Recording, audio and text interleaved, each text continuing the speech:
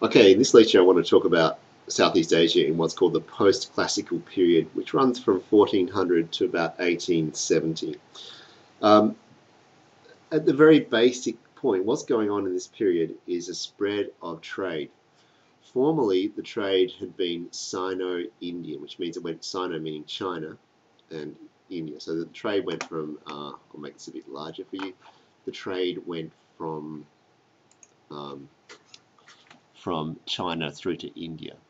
Now what's happening from about 1400 is that the trade is expanding across the northern parts of the Indian Ocean to the Middle East, to the Arabian Peninsula. And so now Southeast Asia is incorporated in a larger trading zone, what you could call a Eurasian trading zone, or as far as, you could even say as far as Europe through to Asia. Okay, so I've got the slide up now and I'll bring it straight to the point. One of the biggest changes is the spread of Islam. Now, as you all know, Islam is a religion that begins with the Prophet Muhammad around in the 800s in Arabia, and then spreads westwards across the north of Africa through to Europe, and then northwards and also eastwards across to India, where eventually ends up in the Mongol Empire. Now,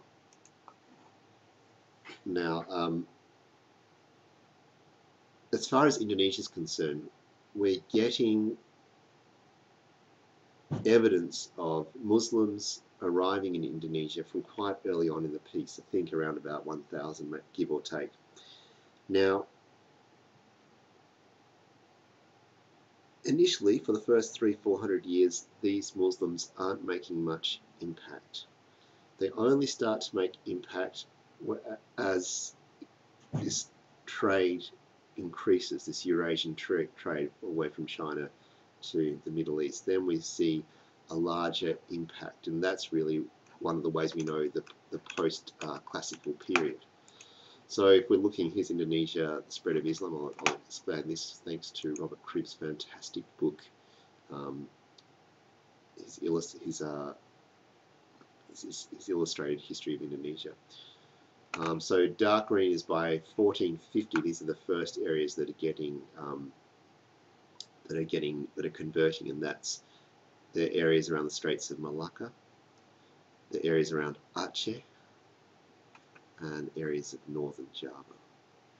And then it spreads to the lighter coloured areas, and then further inland to the light green areas. So the spread is occurring in the 14 and 1500s. Now this is part of a larger spread of the world, of the other, if you like, the what do you call them, the Abrahamic religions, if you like, Islam and Christianity. Before we've got Hinduism and Buddhism, there's Indian religions, and a little bit of influence of Confucianism, not as far as Indonesia, but at least in Vietnam. Now, in this period, we're getting the spread of the world religions of Islam, Christianity, and a new form of Buddhism, which is Theravada Buddhism, which is, how do I say it, kind of a more austere form of Buddhism. Now, with this, all kinds of changes are going on. We are getting a spread of religion from the courts into the countryside. So prior to this, let's say 1400, in the classical era, the rulers don't really mind what the peasants believe in. They hardly count. It doesn't matter if they're Buddhist or not, it hardly matters. After 1400s, the old Deva Rajas now become Sultans, in Indonesia at least, and they want to spread the word to the peasantry, and for that they need brokers. These are people who can translate the literate traditions of the court and the merchants who are bringing this written religion, Islam, who can link this with the rural illiterate people. So just like if you like a priest in rural Europe prior to 1500 in Europe. And in fact, 1500 is a very important date, a very important time, because this is the period where Columbus has discovered America and where Vasco da Gama opens up India and then Southeast Asia to colonialism. So from about 1500 onwards, Southeast Asia in general is becoming exposed to colonialism. Now let me see if I can find a map. Let me get you a map here. There's Melbourne. That doesn't come on the scene in world history for a long time now. So we're getting, I'm sorry to use this cursor again, we're getting Islam spreading from Arabia through India across to Southeast Asia to Indonesian parts here. Theravada Buddhism is spreading across to Thailand, across to Myanmar. Around 1500, Vasco da Gama, when it goes around, I hope I got my, is it Vasco da Gama? Oh yeah, it is Vasco da Gama. I was getting Magellan confused there. Vasco da Gama comes around the Cape of Good Hope and opens up the India and then the rest of Asia to European trade. And of course this is of interest to the Spanish, who soon settle in the Philippines and set up Catholicism there. So the world religion of Catholicism, Christianity, Catholicism spreads to the Philippines. Islam spreads to other islands, parts of Southeast Asia, and Theravada Buddhism spreads to parts of mainland Southeast Asia.